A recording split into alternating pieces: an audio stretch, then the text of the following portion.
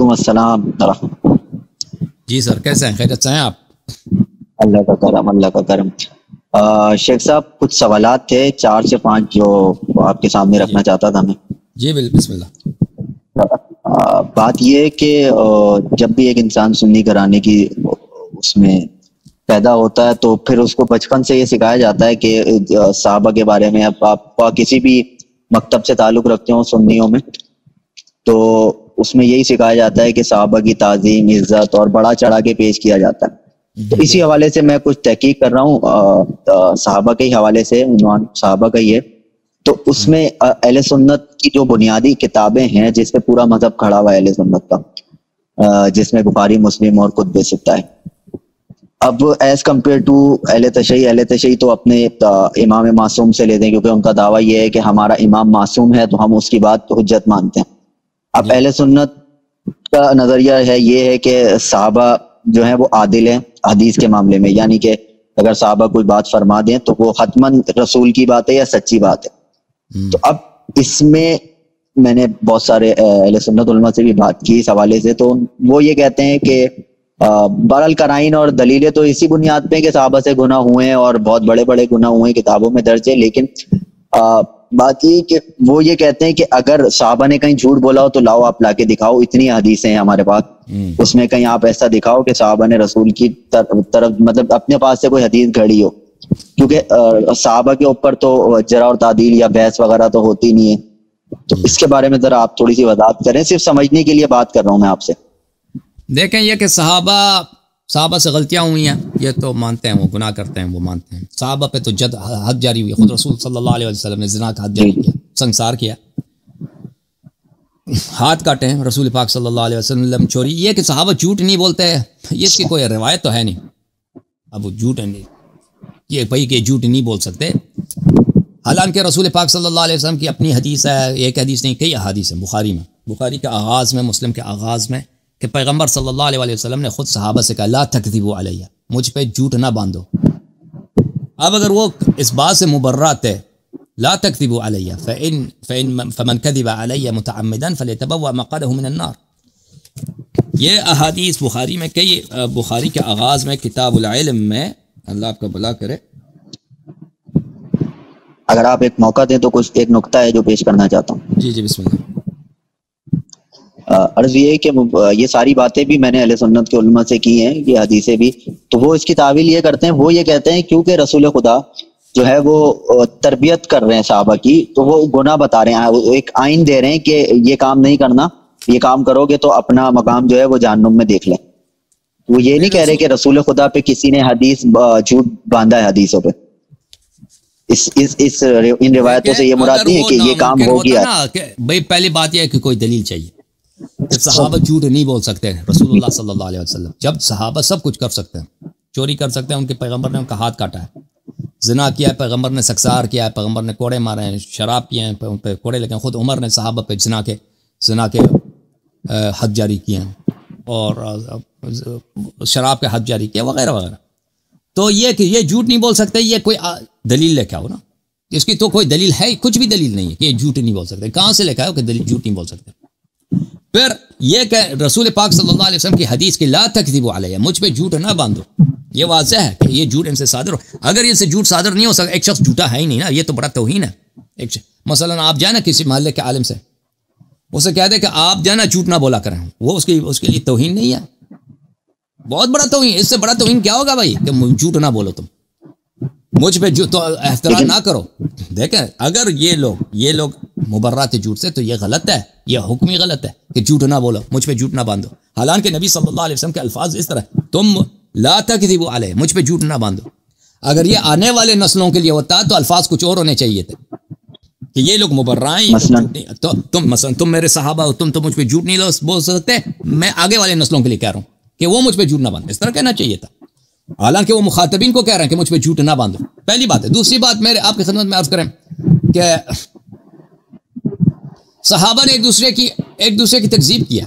मसलन मैं आपको बता देता हूं कि कैसे सहाबा ने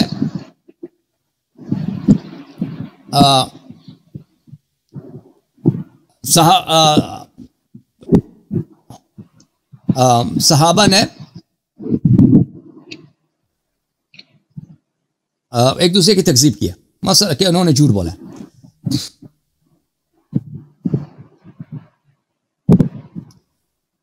ملاحظہ فرمائیے یہ کتاب ہے مسلم، کتاب مسلم میں،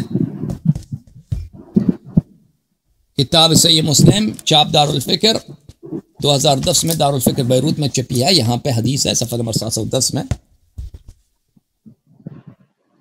طلاق کی حدیث میں. ملاحظہ فرمائیے.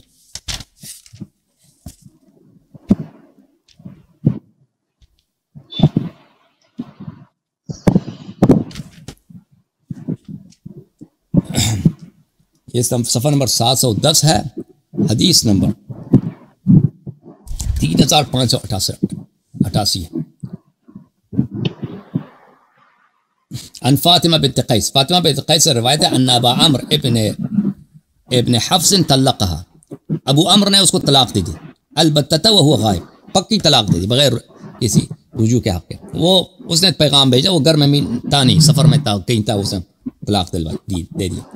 فارسل الیہا وکیلہ بشعیر فسخطت، اس نے اپنا وکیل بھیجا تھا، اپنے وکیل کو بھیجا کہ اس کو طلاق دے دو. وکیل نے آ کے اس کو طلاق دیا تو اس کو بڑا غصہ ہے. فقال واللہ ما لکی علینا من شیء، اس نے کہا کہ اس کے وکیل نے کہا کہ تو تیرا کوئی حق نہیں بنتا، بس اب تیری طلاق ہو گئی، ختم بات. فجاءت رسول اللہ صلی اللہ علیہ وآلہ فذکرت له ذلك له، وہ رسول پاک صلی اللہ علیہ وسلم کے پاس آئی ہے کہ بھئی انہوں نے مجھے طلاق دی، اب میرا خرچہ بھی نہیں دے رہا. تو رسول پاک صلی اللہ علیہ وسلم نے فرمایا لیس لکی علیہ نفقہ، رسول پاک صلی اللہ علیہ وسلم نے کہا اس سے کہ تیرا حق نہیں بنتا کہ تو نفقہ خرچ، اب تیری طلاق ہو گئی ہے، جب تک تو عدے میں ہے نا تیرا خرچہ نہیں بنتا. تو عدہ ختم ہو جائے تو لازمی بات ہے، عدہ کے بعد تو کوئی، اب عدے میں بھی ہے نا تو خرچہ نہیں ہے. فَأَمَرَهَا أَن تَعْتَدَّ فِي بَيْتِ أُمِّ شَرِيك، کہا کسی اور کے گھر چلے جاؤ، وہاں پہ اپنا عدہ گزار دو، اب تیری طلاق ختم.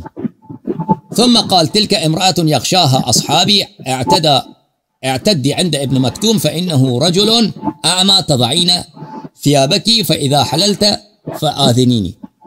پھر کہا رسول پاک صلی اللہ علیہ وسلم نے کہ وہاں پہ تو بہت سارے لوگ آتے ہیں ام شریک کے ہاں، نہیں ام شریک کے ہاں نہ جاؤ، ابن مکتوم کے پاس جاؤ کیونکہ وہ اندھا ہے، ادھر تم کپڑے اتارو گی جیسے سو گی اس کو نظر نہیں آئے گا نا، وہاں پہ تیرے لیے بہتر ہے. اور جب تیرا عدہ ختم ہو تو میرے پاس واپس آ جانا.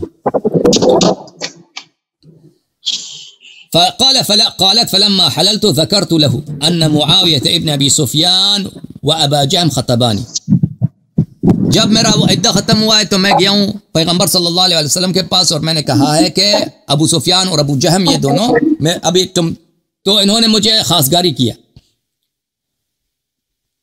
انہوں نے کہا کہ اسامہ سے شادی کرو، تو اسامہ سے شادی کیا.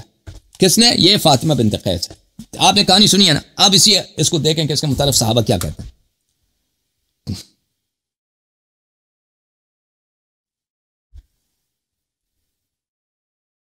صحابہ دیکھیں کہ کیا کہتے ہیں. میں آپ کو واپس لاتا ہوں مصطفیٰ صاحب. یہ کتاب ہے مسند احمد ابن حنبل جز نمبر 45 چاپ مؤسسۃ الرسالہ سنہ 2001 میں چھپی ہے. یہاں پہ آپ کو لے کے چلتے ہیں صفحہ نمبر 303 میں.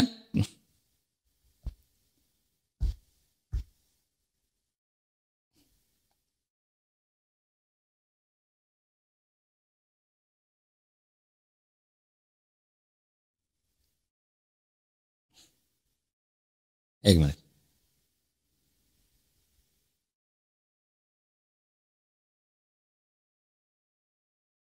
نہیں اس کی تکذیب بھی اسی مسلم میں، معاف کیجیے، اسی روایت کو مسلم نے تکذیب کی ہے، عمر نے تکذیب کی.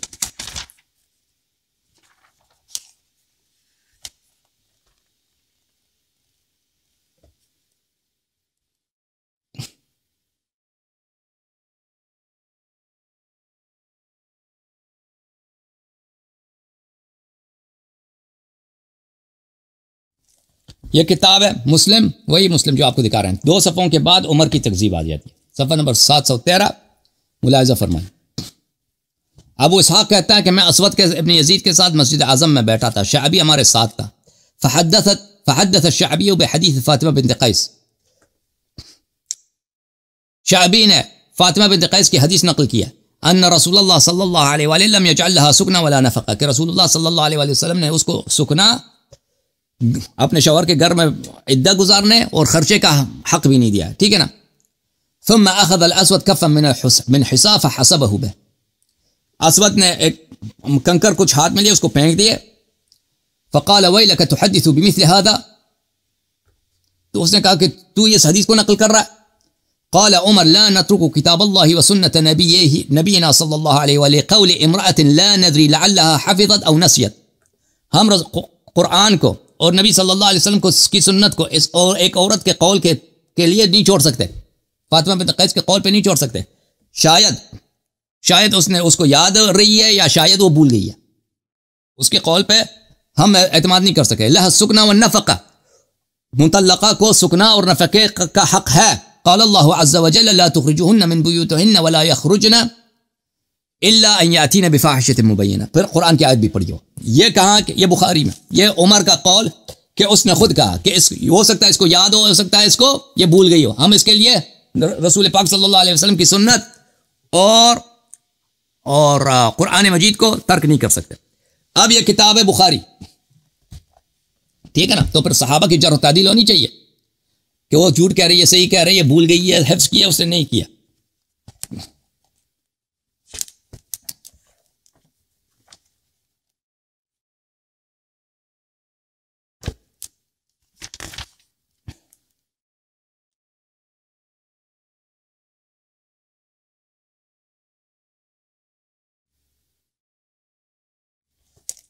یہ کتاب ہے بخاری، چاپ دار احیاء التراث العربی، دار احیاء التراث العربی میں سنہ 2001 میں چھپی ہے. یہاں پہ ملاحظہ فرمائیں باب قصۃ فاطمہ بنت قیس، فاطمہ بنت قیس کی کہانی، صفحہ نمبر 978، حدیث نمبر 5321 اور 5322. اچھا، روایت کرتے ہیں طلق یحییٰ بن سعید نے طلاق دی بنت عبد الرحمن ابن الحکم کی بیٹی کو. فانتقلها عبد الرحمن فارسلت عائشة الى مروان وهو امیر المدینہ. عائشہ نے کسی کو پیغام بھیجا ہے، کسی کو بھیجا ہے مروان کے پاس، وہ مدینہ کا گورنر تھا. اتق اللہ ورددها الى بیتها. اللہ سے ڈرو، اس کو کیوں اس کے گھر سے نکال دیا تم نے، مطلقہ کو کیوں اس کو اپنے گھر سے نکال دیا. قال مروان في حديث سليمان ان عبد الرحمن بن الحكم غلبني وقال قاسم بن محمد او ما بلغك شأن فاطمہ بنت قیس. مروان نے کہا کہ عبد الرحمن ابن الحکم کا مجھ پہ بڑا زور تھا کہ اس کو نکال دوں. تو قاسم ابن محمد ابن ابی بکر کا بیٹا قاسم، اس نے عائشہ سے کہا کہ فاطمہ بنت قیس کی کہانی تجھے نہیں معلوم کہ فاطمہ بنت قیس تو کہہ رہی ہے کہ اس کی طلاق ہوئی تھی اور اس کو گھر سے بھی نکال دیا پیغمبر صلی اللہ علیہ وسلم نے، اس کو نفقہ بھی نہیں دیا. قال لا يضرك ان لا تذكر حدیث فاطمہ. عائشہ نے کہا کہ کوئی بات نہیں، اس کی حدیث کو چھوڑ دو، اس کی بات کو چھوڑ دو، فاطمہ کی بات.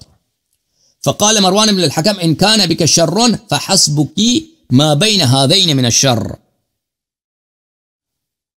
مروان بن الحکم نے کہا کہ یہ دو شر ہیں کہ بھئی یہ بھی حدیث نقل کر رہی ہے، یہ بھی حدیث نقل کر رہی ہے، ان دونوں کے درمیان یہ شر آپ کے لیے کافی ہے.